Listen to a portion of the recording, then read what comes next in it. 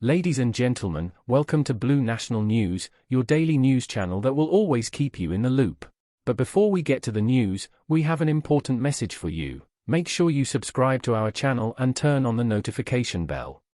Everton's first arrival of the Sean Dyche era is due to be confirmed this Wednesday the 12th of July after Ashley Young signed the relevant paperwork, reports Fabrizio Romano. The 38-year-old arrives on a free transfer, after leaving Aston Villa where made 57 appearances in his second spell at the club, and will provide much-needed cover in the wing positions after Sean Dyche was left to face a major injury crisis at the position last season. With a tight budget and money being saved to go towards signing a much-needed striker, the bargain seems to fit a plan needed this summer. Fabrizio Romano confirmed on his social media that Everton are ready to confirm Ashley Young as the new hire on a short-term contract, following documents signed on Tuesday.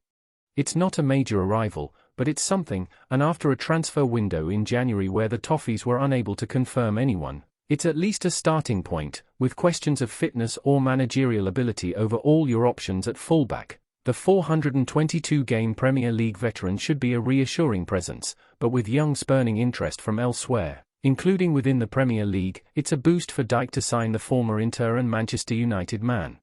We now continue with another very important news. According to Alan Myers, Everton could not compete financially for Rodrigo's signing, as the Leeds United player is on the verge of moving to Qatar. The Toffees were heavily linked with a cut-price move for the Spanish international, with a release clause in his contract to let him leave for £3 million. However, Fabrizio Romano reported on the morning of Wednesday the 12th of July, that Al Rayyan was putting the striker through a medical with a deal to be signed later in the day.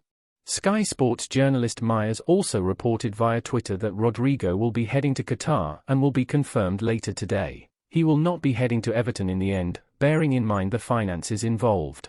For his price and profile, Rodrigo looked like the ideal opportunity for Everton to fill a gap in their squad for a knockout fee. It looks like they did what they could to make it happen, but after the January transfer window saw them lose multiple targets, it proved to be the same old story here.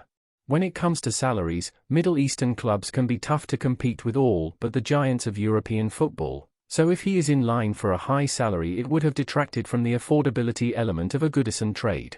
There's no way to see this as anything other than a hit when attacking options are so needed, but attention will now turn to alternate targets for Sean Dyche and Kevin Thelwell. Now we want to hear from you. Share your thoughts in the comments below. In the meantime, keep supporting Blue National News, your source for the most important Blues news. Big hugs and until the next video.